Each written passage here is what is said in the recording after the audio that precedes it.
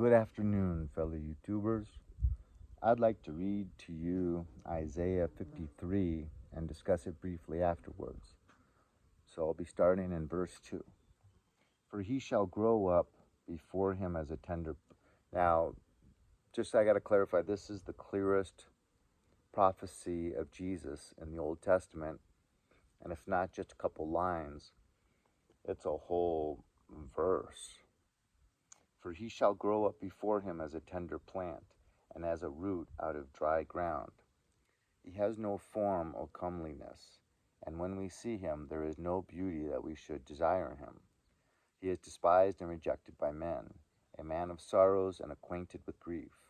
And we hid, as it were, our faces from him. He was despised, and we did not esteem him. Surely he has borne our griefs and carried our sorrows, yet we esteemed him stricken, smitten by God and afflicted.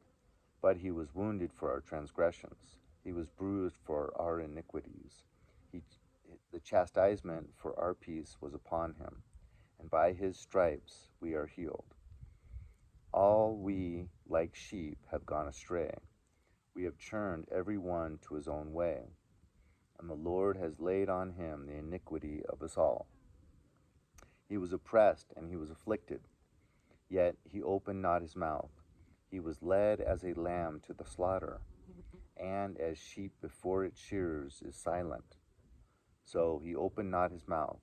He was taken from prison and from judgment, and who will declare his generation?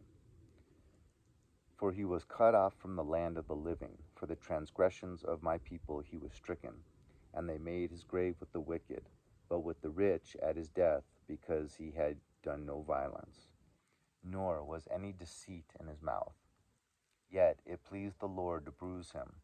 He has put him to grief. When you make his soul an offering for sin, he shall see his seed, he shall prolong his days, and the pleasure of the Lord shall prosper in his hand. He shall see the labor of his soul, and be satisfied. By his knowledge my righteous servant shall justify many, for he shall bear their iniquities. Therefore I will divide him a portion with the great, and he shall divide the spoil with the strong, because he poured out his soul unto death, and he was numbered with the transgressors. And he bore the sin of many, and made intercession for the transgressors. Now that's Isaiah 53, and that verse of Isaiah was taken out of the Torah, because it's too clearly a prophecy of Jesus coming and suffering for our iniquities and transgressions, to the point of taking those sins and transgressions upon him to death. So, yeah, food for thought. Leave a comment down below in the sections. I'd love to hear it. Thank you.